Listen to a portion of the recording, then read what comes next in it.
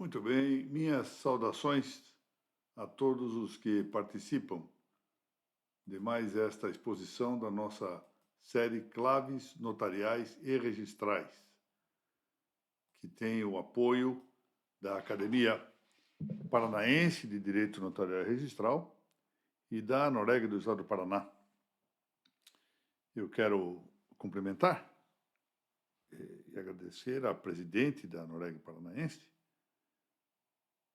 e a coordenadora também dessa entidade, a coordenadora acadêmica, respectivamente a professora Mariana Pozzenato Martins e a professora Mônica Maria Guimarães de Macedo Della Vecchia, pela possibilidade que me concedem de continuar ministrando estas claves notariais na rede informática que conta com o apoio dessa importantíssima entidade do Estado do Paraná. Nos tem permitido, ao largo do tempo, manter, por 2 vezes por semana, estudos, ainda que breves, acerca de temas que interessam ao direito extrajudicial.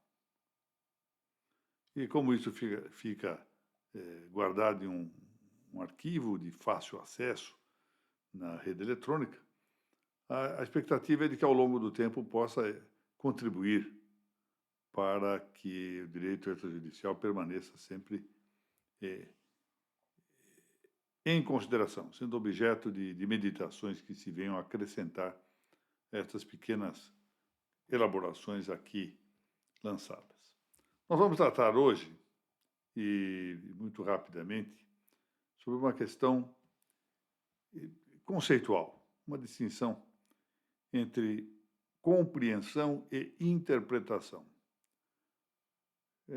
Mais de uma vez me têm perguntado, alguns, se esses conceitos são equivalentes, se há alguma divergência ou pelo menos uma distinção a fazer entre essas noções. Eu achei por bem que nós nos detenhamos um tanto, ainda que muito rapidamente, numa exposição aí de 10, 15 minutos, para pôr acento nesse interessante questionamento acerca destes dois conceitos, dessas duas realidades também. De um lado, a compreensão, de outro, a interpretação. Mais e mais, nós sabemos que se tem utilizado no campo jurídico o termo complexo interpretação jurídica e pouco compreensão jurídica. Bom, isso é o uso loquendi, não é? Quer dizer, é o uso habitual. Vamos deter um pouquinho a nossa atenção sobre isto. Pode tributar-se a um importante pensador contemporâneo do direito, filósofo, na verdade, do direito, Henrique Giulietta Pusseiro, a oportuna reconsideração do discrimen entre os conceitos, de um lado, de compreensão e, do outro lado, de interpretação, como estamos dizendo.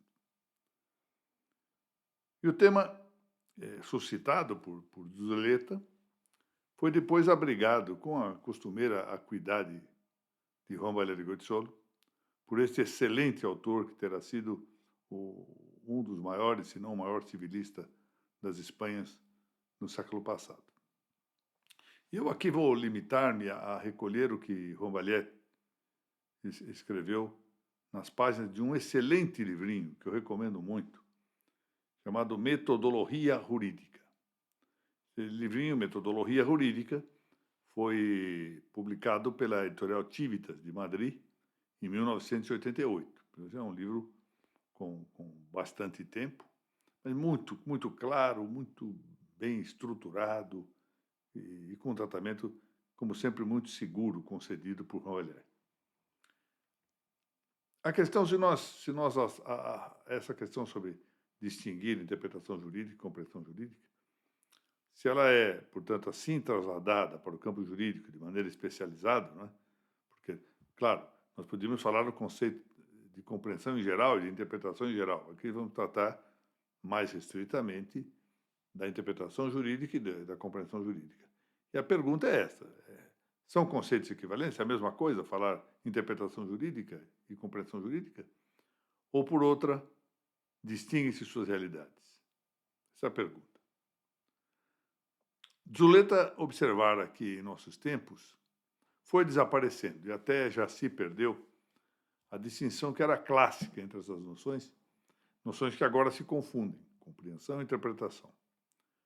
Predominou a segunda delas, a palavra interpretação, que então se foi caracterizando e terminou por definir-se como uma simples exegese, a partir de uma aproximação sempre literal e ahistórica do direito, abstrata, à margem da história, cuja aplicação assim ficaria reduzida, o seu direito ficaria aplicável de maneira reduzida a uma atividade meramente técnica, a ideia de que o fato está já subsumido à norma, isso alternado à norma.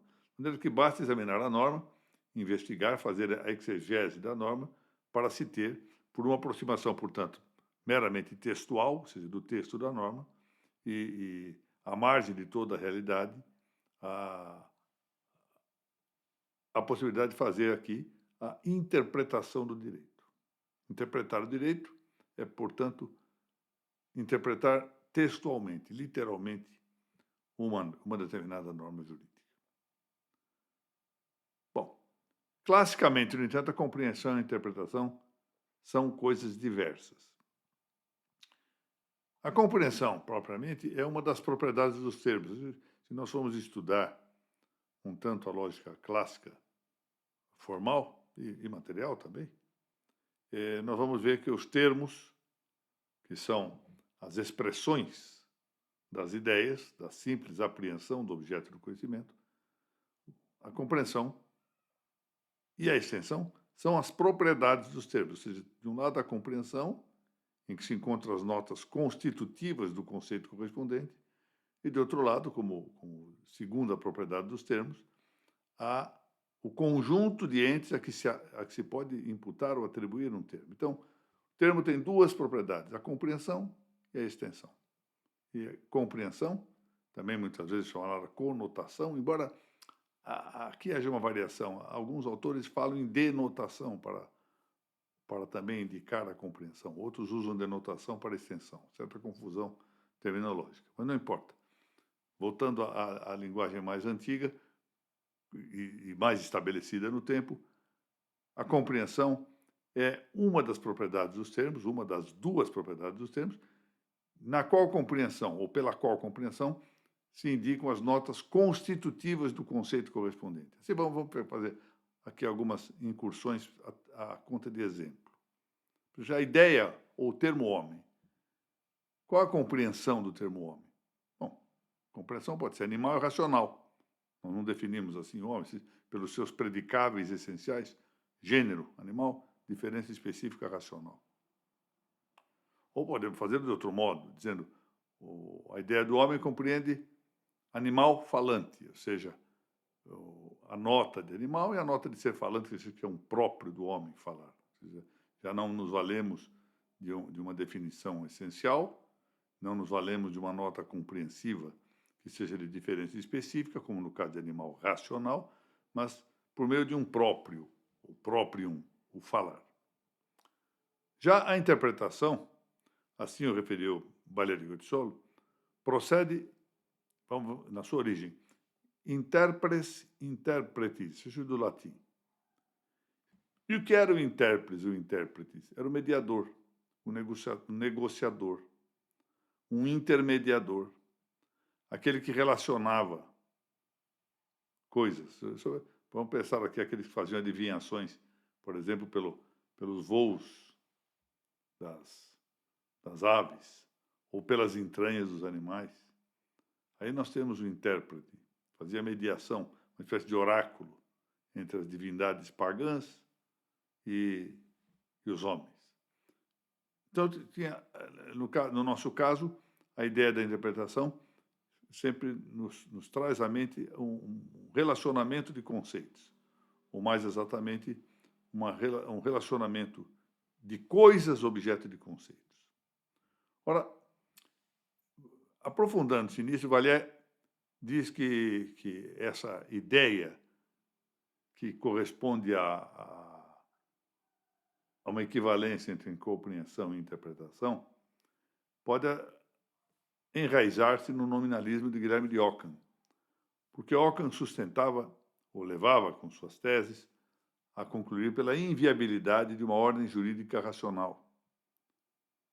Daí que, não sendo possível uma ordem jurídica racional, ou seja, própria da razão, só restava a posição voluntarista, ou seja, de apoiar a ordem jurídica na vontade, seja num plano subjetivo, chamado voluntarismo subjetivo, seja voluntarismo do legislador.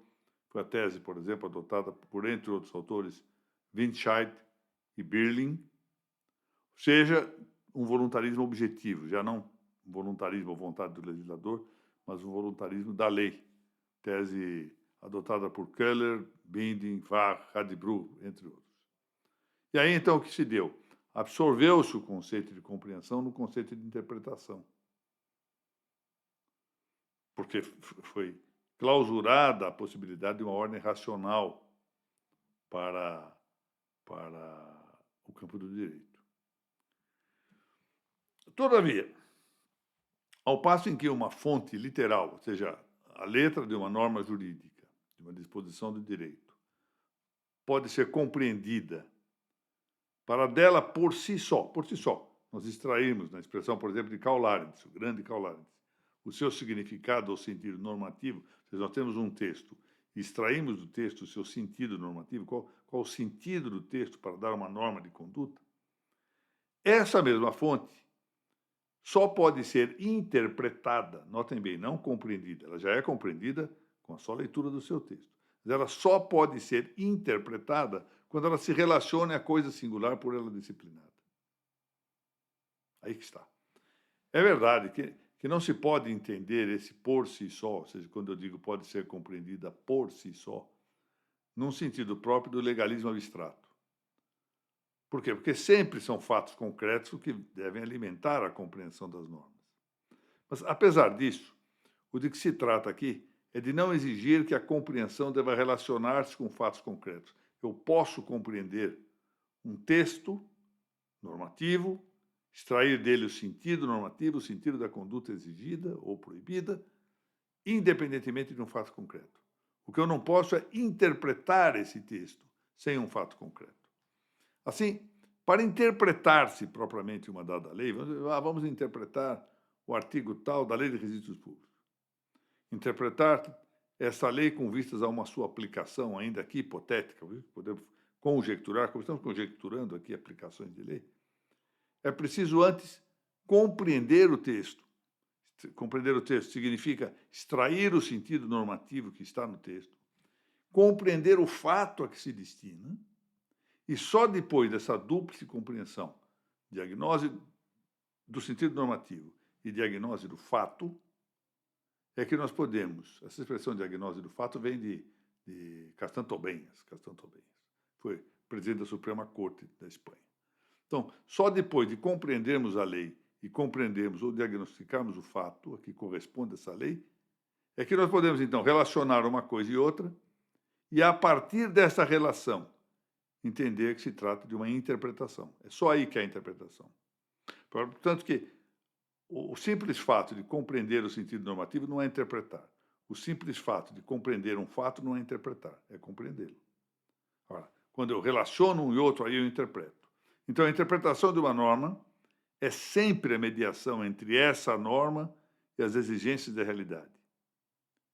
E é bem por isso que, ao revés do que ocorre com a mera investigação exegética, que é restrita a processos silogísticos abstratos, a verdadeira interpretação jurídica é a que busca, mediando, ela é medianeira entre a norma e o fato, encontrar a res justa natural, ou seja, o que é naturalmente justo. E aí, então, se aplica. Muito bem, fica assim, pois, indicada muito brevemente essa distinção entre compreensão e interpretação. Oxalá, de futuro, nós voltemos ao tema, agora tratando mais especificamente, por exemplo, da divisão da interpretação. Como é que ela se divide e como ela pode ser. Vamos ver se chegamos a isso. Muito obrigado a todos.